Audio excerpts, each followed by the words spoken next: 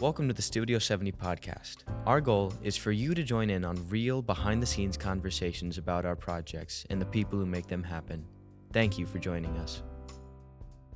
Well, welcome back, everybody. Thanks for joining us today. We went on hiatus with the podcast this summer because we were producing another movie, which we'd love to share with y'all, kind of digest today. Before we get into it, who's joining us today? It's me, Mr. King, a.k.a. Philip King, the cinematographer for the summer film. And I'm Allison Cavanagh, the producer for the summer film. Allison, it is your first time on the podcast. Tell us a little bit about yourself and what do you do for Studio 70? I graduated from UF 2 years ago with a degree in hospitality. So naturally, here I am at high school. I started helping out last summer doing art for Flamingo Heist, and then quickly got hired on to stay as the staff producer and also the marketing coordinator. So we run the Instagram for Studio 70 and scheduling and you edit this podcast. Yes, and the podcast. So it's nice to have you behind the scenes now. All sorts of random things that you need. Awesome. Well, we're really grateful you're here. I know, for years we needed a girl in this department to keep us organized and on track. And make sure we show up to our meetings on time because we definitely don't do that. It's so bad. So thanks for being here. So yeah, guys, we had done our own digest of the summer, I know, but give me again kind of the highlights or lowlights or just your general impression having come off the film. How did you feel like this one went? It was I feel this was our most grand summer in the sense that the genre was very interesting. We had, as I've been telling everyone, it was knights and horses and robots. So it's very eclectic, but I mean, it was great. I mean, every day the actor showed up. Zian Zheng did the art, and the art looked phenomenal. The costumes were cool. Everyone just looked awesome. So every day felt like an adventure. We shot a lot on the LED wall, which was also great. So it helped us beat the heat on some of those hot days. And we tried a lot of different things, used a lot of different practical visual effects. And, I think it was really great. We had a really young crew this year for the summer. Yeah, that's true. And everyone just kind of showed up ready to work. And so, yeah, it was really fun. Yeah. I think it was cool. We got to use, obviously, the LED volume upstairs this time. So we did a ton of days on that, and it was a great backup for when it was raining.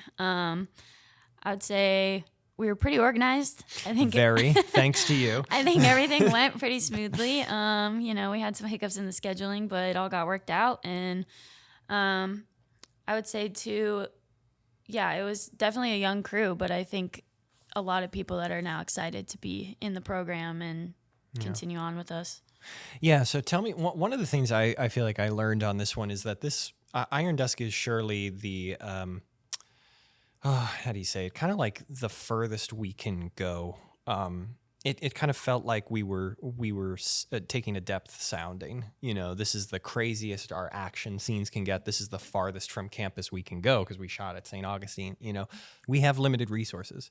We only have the 40 days this summer, which, by the way, most movies, I looked it up, kind of shoot maybe 60 to 90 days. So we're already on the tight end with time. We've got students that we need to onboard, and just the available resources, the cameras and everything that we use, we're limited. And so we have to be really strategic about how we use those things. And I felt like Iron Dusk, we used everything super, super well, but it definitely was the farthest point possible maybe in this genre specifically. So I was just wondering from you guys, like, how might we kind of redistribute our resources to enable us to do different sorts of films? And make different creative choices? Yeah, that's a really good question. I mean, as a cinematographer, I'm always like more lenses. So like more expensive, shiny lenses. But and where would you be pulling away from? Yeah, if we did that? Exactly. I don't know. Like, I feel like as we continue to make these, if anything, I'm like, let's just push all of our money towards art. Like, I mean, obviously we had tons of costumes, rented swords.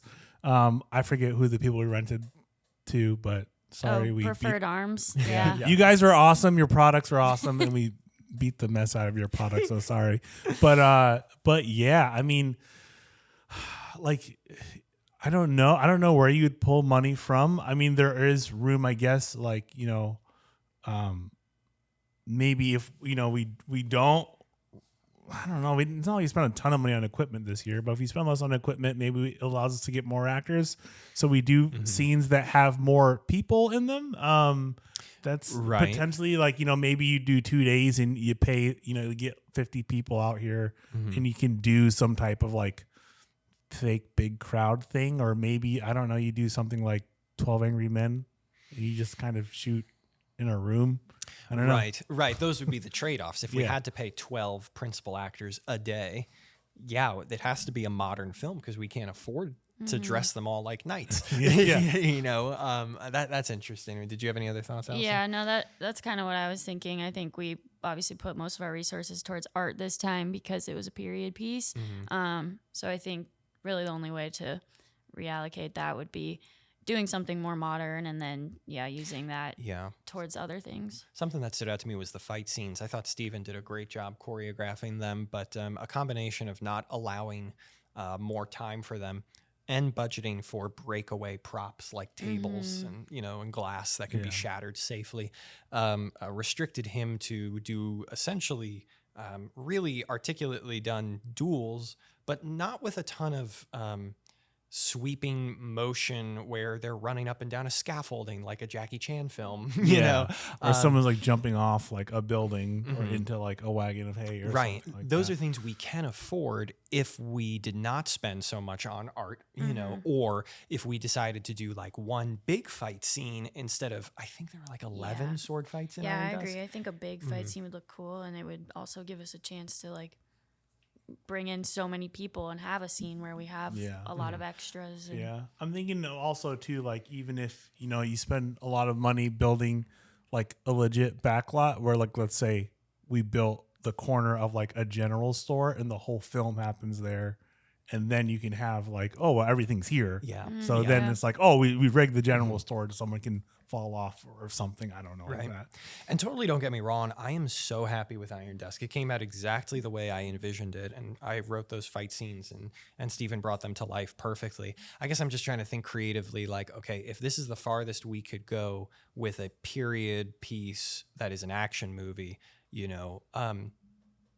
it's not going to get any bigger than that. That's our maximum for that genre. What do the other genres kind of like look like, and how would we use those resources? So I think the fights, I think art is something we just have to consider. It's like they never have enough money. Yeah. Like you can never give art enough. There's always something more that we can buy them, right? You could always get an extra table, or you can get an extra like light fixture because they should have some type of like light stand here, or like, oh, I wish he had another bag on him or something. Like I feel like there's always, and I guess, I mean that's good because that means they're doing their job if they're asking for a lot, and we know that Christy did ask for a ton of stuff. She used every penny that we gave her, and I do think the film looked good. It's just art is one of those areas. It can just always be bigger, which is shocking. I mean, what did you guys learn, maybe more specific to your particular roles? Your first time producing the feature, but you'd produced plenty of shorts before that. Your second feature being DP, and for me as director, like what was maybe something you'll look back on Iron Dusk and say, that's the summer I blanked about my craft, or learned this or that? Yeah, I think for me, it was, I love planning and I love being organized ahead of time, but it was just learning to roll with, whatever happened. I mean, film is so crazy all the time, and there was scheduling things, location things, just learning to adjust quickly and solve those without causing any hindrance towards the project or slowing us down.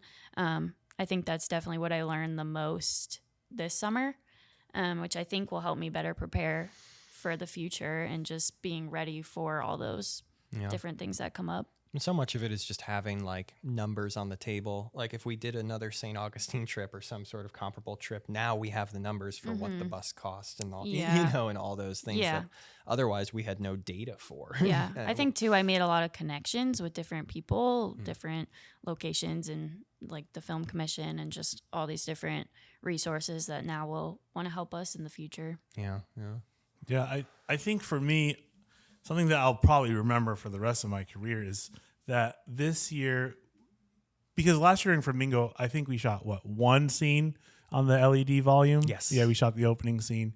And this summer we shot a ton. But I really feel like I now have a grasp of what's it like, trying to shoot on an LED volume, both action scenes and just talking scenes, and even how to light people. I know a lot of cinematographers kind of sometimes it's like you feel like, oh, there's this curve here. Typically, I would do things this way, but since I'm an LED volume that's producing light itself, it can be a little bit of a juggle, or even because the volume is lined up this way, I can never shoot in this certain angle. So this summer we did a lot of, hey, how do we, flip the world per se, or without crossing the line? Oh my gosh, different yeah. technical. But by the end of it, we were like, oh yeah, you literally just shift here, right or left. And even just lighting, because it's like, oh, I need to be on the other side, but there is no LED volume on the other side. So how do I adjust the lights to reflect that and make it seem? And so I feel like this summer was definitely like, hey, let's just figure this thing out. And I feel like I have a really fine sense of it now. Oh, absolutely. I don't think we made any mistakes with the director's line. And just to clarify, what he's talking about is our volume is not so big that if we have two people sitting at a dinner table, that we could shoot one and then move the camera and shoot the other. If we move to shoot the second character, there is no LED volume behind them. Correct. So we actually need to move the actors and probably not the camera, most of the time. For real. But then in order to ensure that they're not looking in the same screen direction, they have to jump to the other side of whatever the line is where the first actor was. So it's this really weird spatial reasoning. And then the game. lighting has to make sense. So now we have to, oh my gosh. Technically the one side was dark and now we're shooting into it. So, Which thankfully, so much of Hollywood lighting is so discontinuous. People are kind of used to magical backlights. Yeah. I've, since the film, everything I've watched, I've been not critical as in like judging the film, but I'll watch it. Scrutinizing. And I'm just like, dude, they're first off, they shoot into like the dumb side all the time. And a lot of people are just like, yeah, there was a backlight there for 1 second, now there's not. And it's just what it is. Yeah, and I'm just like, okay. Sloppy, but we're just used to it, I guess. Yeah. Well, for me, I definitely felt like this was my first time directing. Like there was who played Better Call Saul? Oh my gosh. Great actor. He was in The Office for that one episode as well. He had auditioned for Michael Scott. But he was being interviewed about Better Call Saul, and they asked, when did you start acting? And he said season 3. Bob Odenkirk. Yes, Bob Odenkirk. Awesome dude. He just felt like, and he had written, I think, and done stuff for SNL for years, so there was anything he could have pointed to, but he said season 3 of Better Call Saul, not Breaking Bad, because he felt like that's when it finally clicked for him. And I really feel the same way on Iron Dusk. I'm curious if you guys noticed a difference in the performers, but I just felt like I finally knew what to look for. And credit where credit is due. I met with Mrs. Martin, and then I met with Kyle Schnack as well, and just interviewed them about directing, like what they do. And so I got in there in the details with, when to not blink, where your eye line should be, but also just, I don't know, maybe there was like a confidence in like, I know what this character needs. I'm going to tell the actor. I'm not going to just say whatever. I'm going to correct them if there was a misinterpretation or something like that. Yeah, I think you had a better sense of what you wanted in this scene. I mean, you always know what you want, but maybe in earlier projects, like you're still juggling everything else with the production in your head. So it's like I'm shooting things and I'm directing to get things done. But I feel like this time you're able to really sit in each scene and be like making sure you're getting what you want.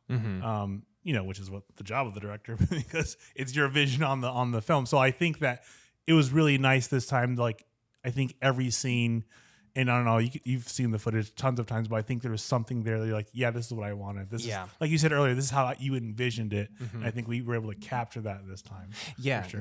no, definitely. And I think it's because you guys enabled me to do that by being such great teachers and leaders in your own departments that I finally had so little to worry about, that I was able to sit with Steven and Carly and Chase and actually drill these scenes and, and take the time if I felt like something wasn't working, but I didn't know why, to like ask them or ask other people. So it was really enjoyable. And contrary to that, we brought in Dean Cain to cameo.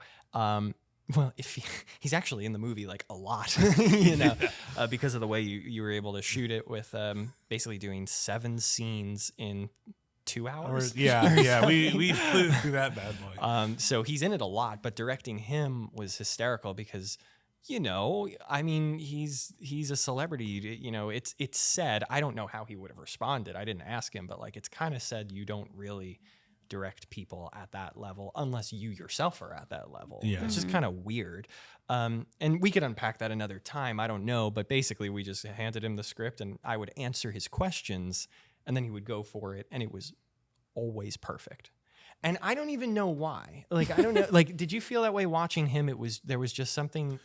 I feel like it's natural. It's when you get, I think when people cast certain celebrities, like because of how much you've known or you've seen their work, you're kind of anticipating like that's what you're going to get. So if I'm like, oh, I want someone like a Dean Cain to play this, like he's going to give it to me how Dean Cain does it. And that's exactly what I wanted. Fair. So it's like you kind of nail it, So I think that's kind of cool. Like if ever I'm like, oh, I think Ewan McGregor would be great for this. I'm like, I'm not going to tell him anything. You're just going to nail it. You're hiring him. And again, I'm sure like Tarantino gives direction, but like he's also, I don't know, he's earned it in one sense. I'm sure if I told Dean like to try it a different way, he would have, because he's like a very honorable, respectable dude, but I just didn't feel like it was right. But also, I didn't need to. Dude, that was the greatest surprise. Yeah. I really wasn't sure going into it. Like, if he misreads it, I don't know if I'll have the guts to tell him how to do it. And then we'll just have to delete the scene from the film, or like edit around him, but not at all. Was that experience kind of fun for you, or was that one of the crazier days for... Yeah, I mean, we had to put some planning into, getting him here and scheduling just so we could get him when we could. But I thought, he was great to work with. He was super encouraging towards us and the kids. And his producer that came too, Jessica, she was great. They were really great to work with. So all-star standouts from the production, whether cast or crew, like you look back on Iron Dusk, you're like, the success was really hanging on this person. Who comes to mind, or these people? Man, that's a tough one because I don't know how I pick one. Yeah, you could pick multiple. We could throw out some names. You know who I thought? Man, there's a lot of people. I don't know how much acknowledgement she has gotten from the crew, but I really did appreciate and thought Trinity was great on set. That's what I was thinking. Stole it. But Trinity is one of those people. So Trinity was the assistant director on set, but Trinity has a great personality that no matter what the like emotions are on set, whether it's busy, whether it's super easygoing, whether like people are like, I'm tired and I'm done, like Trinity is just a joy to be around, and she just keeps everyone like motivated with their presence. And she's like keeping us on task with time and everything, but she's always just she's a boon to have on set. And so I think I would say Trinity for sure. Yeah, I mean, I was definitely going to say Trinity also. I think she did really well with she had never been assistant director before, so it was really cool for her to kind of try out that role, especially before she heads to college, which she's flying out today to USC. So that's super exciting. Also, an obvious standout for me was Steven, just because... Wow, yeah. I mean... making this film without him would have been a completely different experience, I think. He was so just willing, and he loves connecting with the kids, which is really great. I think he's a great role model for them, and I think that, he made my life super easy with scheduling and just always being willing to be there and do all the crazy things we asked him to. So I was really grateful for that. Yeah, I don't think we would have made this film if he wasn't available. Yeah. I was really passionate about the story, but I knew that whoever we cast, we were going to be asking of them so much. To be bearing the armor, 40 pounds of armor every single day through the South Florida heat, doing all those fight scenes. Like, all the actors who did a fight scene for us were super gracious and did an excellent job. But I don't even know if the endurance would have been there for some of them to do all 11, if we needed to. They might not have been physically capable or willing. And so he came with that crazy willingness and the talent to pull off the character too. Yeah, he's definitely one that I say that's impossible. I would say Christy and by Yeah. proxy, Oh, yeah. G, yeah, I would say that for sure, 100%. Like everything, like I'm like, man, this looks good. But yeah, it looked good because we did rent some nice lenses. Shout out to Zeiss. But every time I'm like, man, like the armor looks great. Like the sword fighting sounds awesome because we have these awesome props. Like, Yeah. like the art team just killed it this Yeah. year. Absolutely. I think if we didn't have Christy, and this goes back to the resources conversation. Like if Christy and G are unavailable for a particular summer to join us, then I just don't think we can risk a period piece. Yeah. It would be way more work on one of us or someone who's not as experienced. And there might come along another Christy or G, just like they've come along. So I'm using them more as an archetype of a person. But yeah, we really have to be cautious of that because those girls were amazing. Wow. Well, I'm really grateful though. I mean, to the entire crew, they were all absolutely phenomenal. I thought the spirit was the strongest that it had been. Anyone who didn't know something before we started production learned it willingly, sought us out. So very, very grateful for all those kiddos. Yeah, we had a lot of schlepping, a lot of pulling out the dolly, and we always got it done, and everyone loaded up the van. Shout out to Rick Appleby for, being key grip too, and managing all of our batteries and equipment all the way from St. Augustine to back here in sunny South Florida. So yeah, it was great. Yes, a living legend. Thanks, Rick. Well, thanks for joining us today, guys, and we'll continue the podcast next time. Probably continue our History of Studio 70 series. Thanks. All right. See you, everyone. Peace. Thanks again for joining us today. If you enjoyed our content, consider subscribing. Studio 70 is a division of the King's Academy, a K-12 private Christian school in West Palm Beach, Florida. For more information, visit studio70.tv or tka.net.